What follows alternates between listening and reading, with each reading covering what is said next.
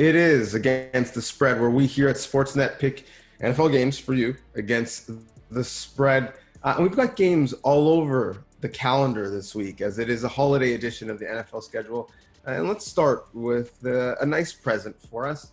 The Saints with Drew Brees back. They're playing an earlier game this week. It's 4:30 Eastern on Christmas Day as they host the Minnesota Vikings. The line there is a touchdown, 7 points. Who do you like, Gilo? The size of the spread gives me a bit of pause because I could see a situation where Kirk Cousins gets this Vikings offense going enough that they could stay within a touchdown. But and another part of it too is the fact that the Saints have been very pedestrian against the spread. They're just 3-4 at home, but the Saints defense is just too good. And Dalvin Cook is the driver of that offense, and if they're able to stop him and give Cousins some trouble, especially they can get after him a little bit, I could see this going the Saints' way more often than not. So I'm going to take the Saints. I feel comfortable with the touchdown. Anything bigger, I probably wouldn't take, but 7 feels like an okay number to me. I got the Saints as well. You saw the rust for Drew Brees early, 0-5 to start. First time I restarted with 5 completions. And obviously you expect that with a flak jacket and a couple broken ribs. But that defense, outside of, playing against the best offense in the sport, the Chiefs, and holding them to 14 points in the first half, their last 5 games, 21 points, 16, 3, 9, 3. The defense is crazy and getting better with time. And so since Minnesota is so one-dimensional, I think New Orleans wins this one easy. There's been a couple times this year I thought the Bucs would win easy, and then I look at my Sportsnet app and I see that they're down double digits to bad football teams. They're against a bad football team again. 9.5 is the spread as Tampa Bay goes to Detroit. Where are you leading in this one? Like you said, it's really hard to trust these Buccaneers. We saw last week exactly what can happen when this team doesn't have things go exactly their way, especially on offense. Now, obviously, they were able to come back and take care of business, but they have had some performances where they've blown out teams. We saw it against Green Bay, for example, where they just took the Packers, they threw Rodgers aside, and they did anything they wanted to do. And I think the Lions, obviously the Packers are way better than the Lions, and I feel like the Lions are one of those teams that the Packers will just be able, or that the Buccaneers will just be able to enforce their will upon. I think really the only thing the Lions have going for them right now is Matt Stafford. If this spread were to get above 10, I'd be a little more hesitant to take the Buccaneers, but under 10, I feel pretty good about the Bucs. And like I said, the Lions just don't have enough going for them at this point in time. Yeah, if this line came out and stayed at 8, I probably would be with you, but at 9.5, basically close to 10, I'm going with Detroit. And it's more about the Buccaneers defense than anything. The first 9 weeks of the season, they were second in pass rush win rate. Since they've dropped to 20th. And as much as we talk a lot about their offense and not necessarily being as explosive as we thought, the fact that their defense has come back to earth is why I'm really concerned. And so with a nice receiving core in Detroit, I think this one is going to be high scoring. Take the over, but I think it's still going to be, around a touchdown game. And so I'm going to take Detroit in that one. San Fran goes to Arizona. The Cardinals now looking to be the runners of the NFC West. They are favored by 4.5. This line started at 2.5. Now that it's moving, are you comfortable with the Cards? I'm not really that comfortable with the Cards. No, I think they have won a couple games back to back after a kind of a nasty slide the last few weeks. But it's the unpredictability of the NFC West that really gives me pause in this one, because it's impossible to predict what these teams are going to do to each other. And I know the 49ers have had a rough couple weeks, especially with the turnovers from Nick Mullins that are just killers. But these NFC West games, weird things happen in these games, and at a spread as big as 4.5, I don't feel comfortable enough with Arizona, so I'm going to take the 49ers to at least keep it within a field goal.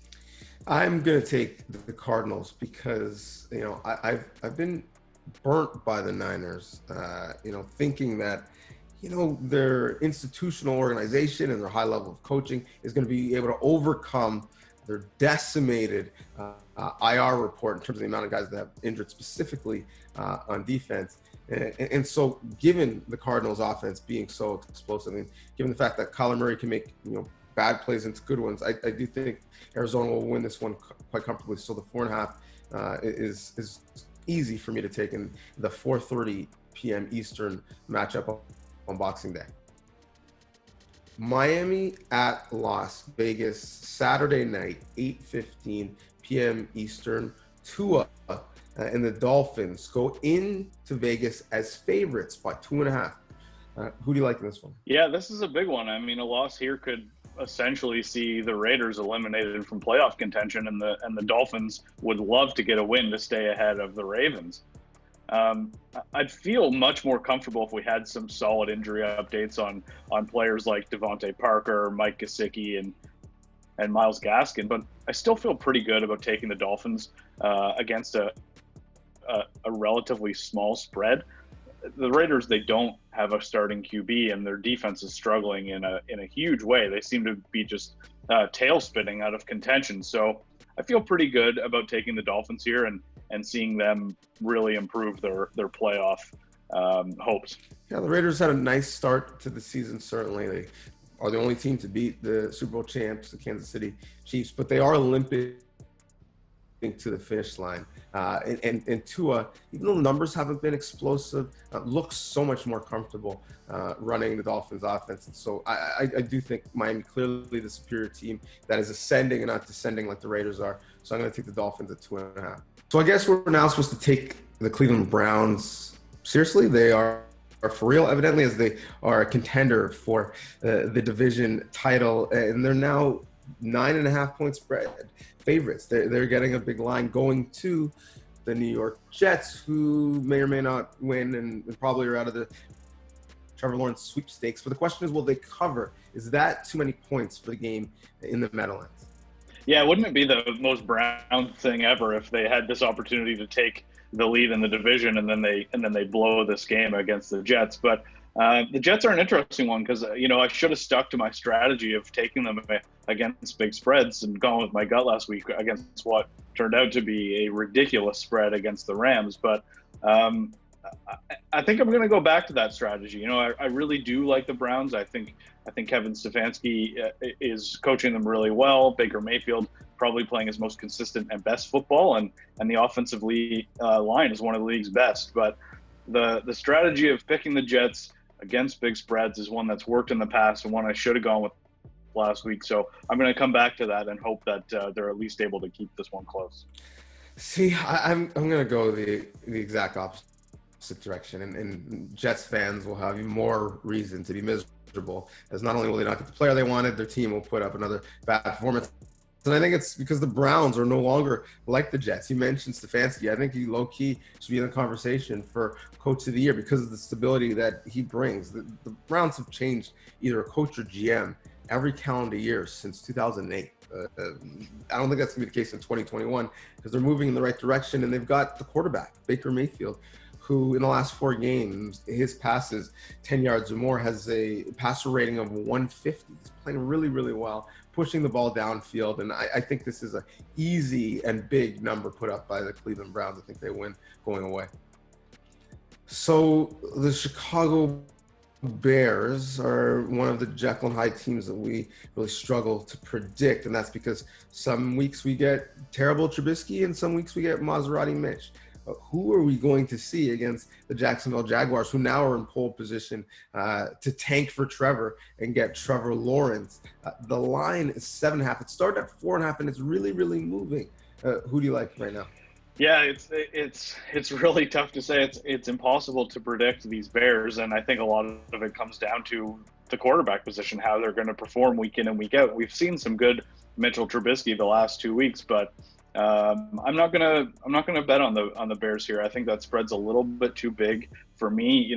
Obviously there's no denying how bad these Jaguars are. They haven't won since the first week of the season, and Sunday's game against the Ravens was over within the first 5 minutes. But the Bears, they're just not consistent enough for me to be willing to bet more than a touchdown here. And I could see this getting even bigger before the week is out, and I'd feel even more comfortable with Jacksonville. So I'm going to go with Jacksonville and hope and pray they can keep it within a touchdown. See, I made the mistake, streaming the Jets because they hadn't won because they're just a mess.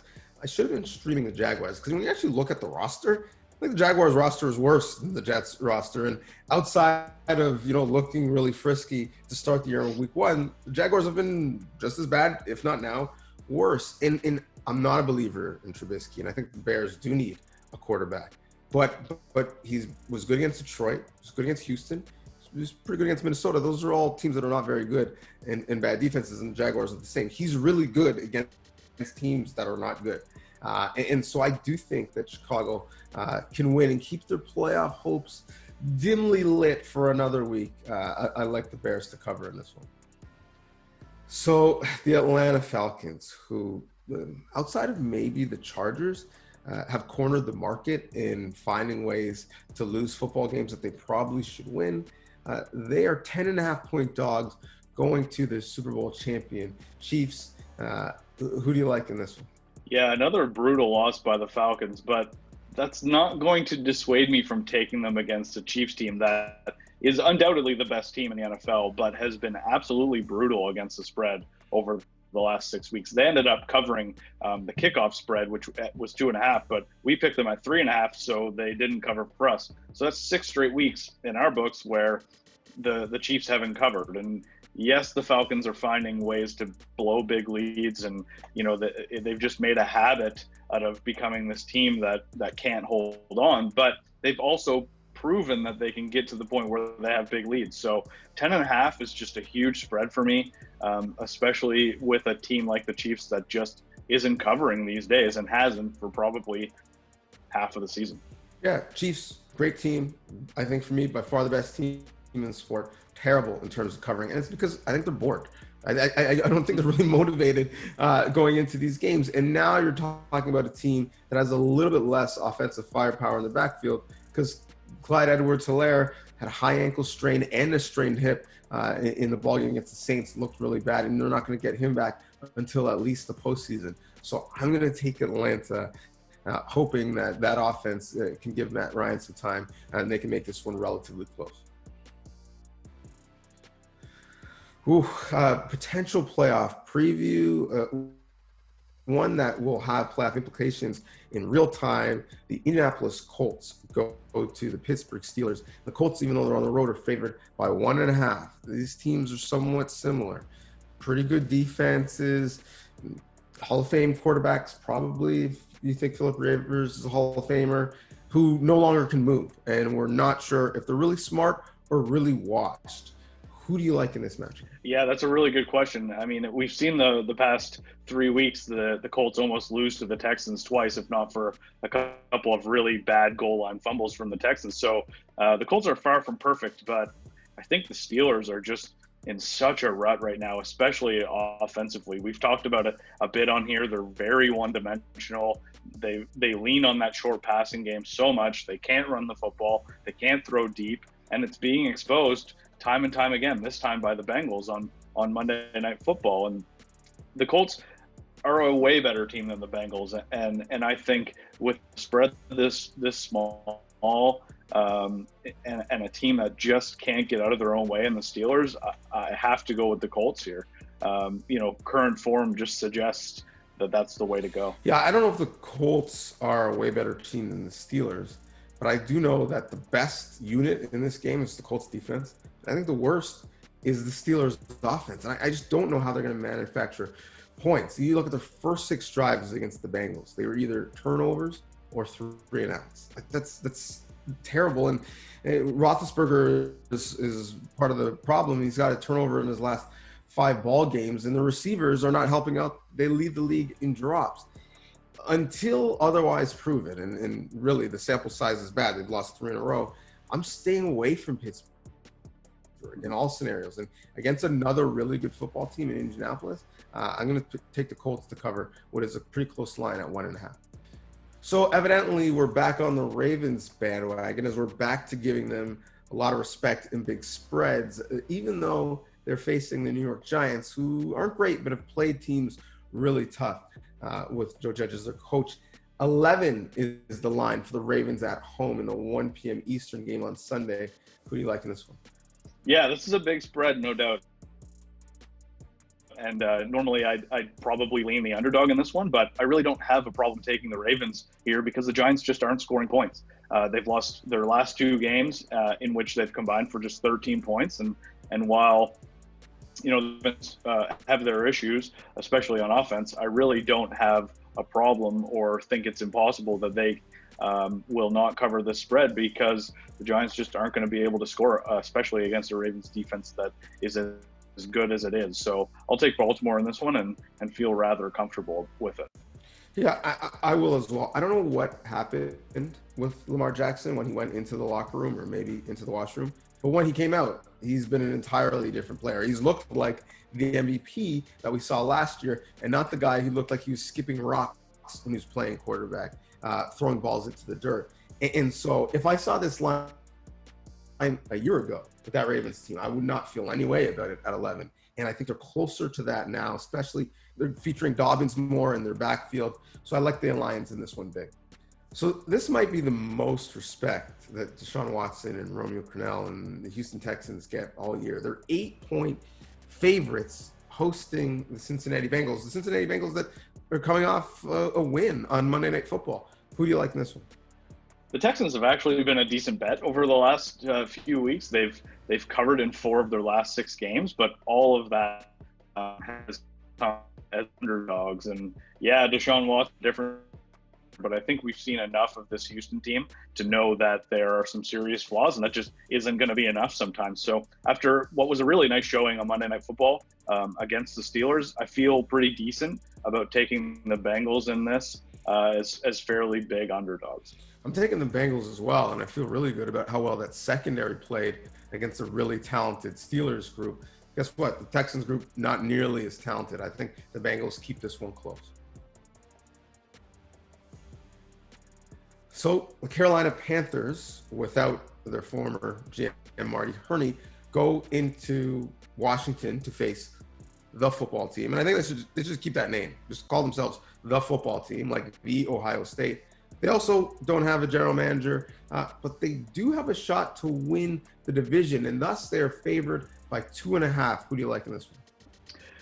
The quarterback situation in Washington, and now there's some stuff about Dwayne Haskins and what he did after that game that I don't know whether that puts his status for this game in doubt, but it's just another another proven point that they need to figure out the quarterback situation there. If they had anybody, Alex Smith has been a great story, but he's just not, there in his career. If they had anybody that would be able to put this team to the next level, I think this could be a team that could make a run in the playoffs, but, they're just not that. All that being said, the defense is good enough.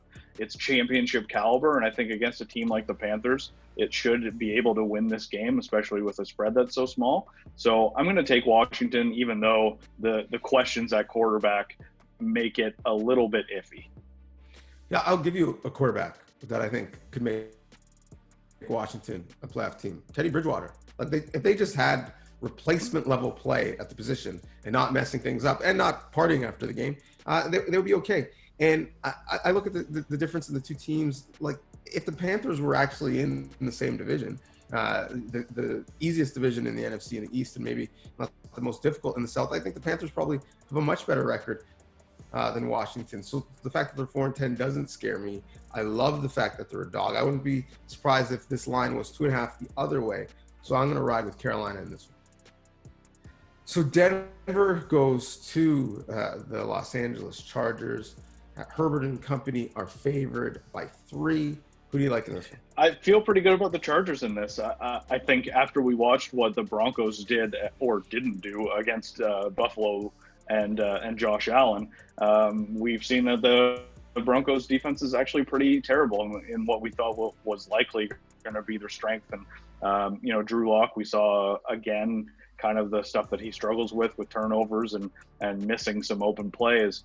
And while the Chargers are far from perfect, I think Justin Herbert is going to be able to do some of the things that Josh Allen was able to do on Saturday. And so I think the Chargers should be able to win this game by a field goal at least. I would expect it to be probably more.